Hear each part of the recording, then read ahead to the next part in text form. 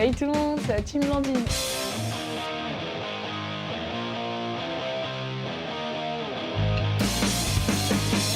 Aujourd'hui, ce ne sera pas une vidéo comme les autres. Au printemps dernier, j'ai visité le mémorial de Rivesaltes dans le sud de la France et je tenais vraiment à vous en parler. Cet après-midi, on va au mémorial du camp de Rivesaltes. À la base, c'est un lieu qui a été construit en 1939 pour être un camp militaire et il a été choisi pour son environnement. Effectivement, les hivers sont très froids et les étés sont très chauds, donc ces climats rudes permettaient d'entraîner les forces spéciales militaires ou encore les services secrets. Puis par la suite, il deviendra un des plus grands camps d'internement d'Europe. Il sera appelé le camp des indésirables ou les autres. C'est un camp qui a été utilisé à plusieurs reprises, la Seconde Guerre mondiale, la guerre d'Espagne et la guerre d'Algérie. Pour honorer les mémoires des 60 000 victimes mais aussi des survivants, le mémorial de Rivesaltes a été inauguré en 2015, très tard. 12 novembre 1938, la France vote un décret sur l'internement administratif des étrangers indésirables, visant à interner toutes les personnes susceptibles de représenter un danger potentiel. Lors de cette période, beaucoup d'Espagnols fuient leur pays en raison de la guerre et se dirigent vers la France. Cependant, leur accueil ne sera pas celui attendu. Ils seront d'abord parqués sur les plages du Roussillon, comme Argelès, Saint-Cyprien ou encore Barcarès. Puis une trentaine de camps seront construits. En quelques mois, c'est plus de 50 000 personnes qui seront internées dans les camps. Et avec le début de la Seconde Guerre mondiale, les Juifs, les Tziganes, les nomades et encore bien d'autres seront déportés dans ces camps. Et la plupart meurent de faim, de froid ou de maladie.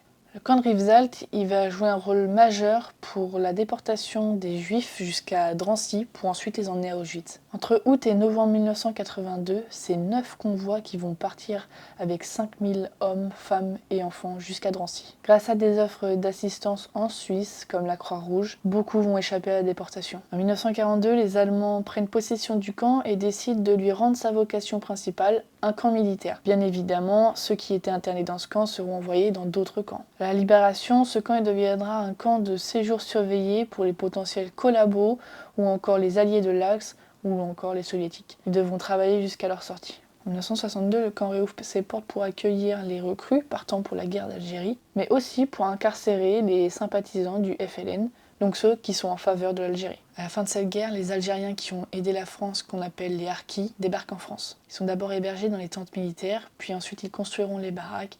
La plupart iront travailler dans les industries ou les mines. On s'est beaucoup servi des harkis, c'est-à-dire que beaucoup nous ont aidés, on leur a promis une belle vie en France, et c'est pas du tout ça qui leur est arrivé. Après le départ des harkis en 1964, le camp sera utilisé pour héberger les militaires d'origine guinéenne engagés pour l'armée française. Et il redeviendra un camp à vocation militaire jusqu'en 1986. En 1986, il deviendra un centre de rétention administratif pour les étrangers expulsables. En 2007, ce centre sera transféré à Perpignan et il existe toujours. Lors de mon arrivée sur le camp, ce qui a été frappant, c'est le froid, parce que même en étant au mois d'avril, on est en haut des montagnes, il faut voir le vent qu'il y avait, c'était horrible.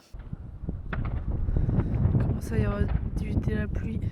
Dès notre arrivée, on voit les baraques sur le camp, mais elles sont pour certaines détruites ou endommagées parce que des squatteurs sont passés par là, mais aussi puisque ça a été laissé à l'abandon. Quand on voit la taille des baraques, la première chose qui m'est venue à l'esprit, c'est comment on peut mettre autant de personnes dans un tout petit espace. Il y a tout de suite une ambiance pesante qui s'installe. Et d'ailleurs, il y a une visite guidée qui se fait justement à l'extérieur, sauf qu'on n'y a pas eu le droit puisque à cause du temps, il y a trop de vent, donc c'était pas possible. Descendons dans le mémorial parce que oui, il est sous terre, volontairement pour qu'on se rende vraiment compte du climat, puisque le bâtiment du coup ne peut pas nous protéger du vent. À l'intérieur, on nous explique d'abord l'histoire du camp, mais aussi il y a une sorte de sensibilité sur le centre qui se trouve à Perpignan, qui n'est pas forcément mieux. Qu'on ne parle pas de ce genre de choses, mais que malheureusement ça a existé et ça existe toujours. C'est à ce moment-là que j'ai appris qu'en fait il y avait 2 camps juste à côté de chez moi, mais je n'en avais jamais entendu parler. Ensuite, la visite est seule. Il y a par exemple des tablettes avec des casques pour écouter les témoignages de juifs, d'espagnols, ou des harkis. Il y a énormément de vidéos et de photos pour illustrer ce qui se passait. Il y a aussi des objets comme des valises, des chaussures, des bijoux. J'ai appris énormément de choses dans ce mémorial et je tenais vraiment à vous en parler parce que je trouve qu'on fait impasse sur cette partie d'histoire. Personnellement, j'ai jamais été au courant qu'il y avait autant de personnes de civilisations différentes qui ont été internées et que ça a duré aussi longtemps. Et que même aujourd'hui, même si les conditions ne sont pas les mêmes, d'une certaine façon, on se rapproche de ça. Et il y a maintenant, je dirais 11-12 ans, j'ai eu l'occasion d'aller en Guyane et j'avais visité le bagne de Saint-Laurent-du-Maroni et j'ai vraiment fait un rapprochement avec ça. J'avais aussi fait les îles du Salut et je trouve qu'il y a quand même pas mal de points communs et c'est des choses qu'on ne parle pas. On ne parle pas du tout de ce qui s'est passé sur ces îles et dans ce bagne. On fait beaucoup impasse sur cette partie d'histoire alors que c'est des éléments quand même très important. Je vous invite à aller voir d'autres informations, je vous mets le lien du site dans la bio. Je vous invite aussi potentiellement à aller le visiter ou alors regarder s'il n'y en avait pas autour de chez vous. Le devoir de mémoire il est important et j'ai essayé de vous amener cette histoire de la meilleure façon possible. En espérant que ça vous a plu, vous pouvez liker, partager et sinon abonnez-vous.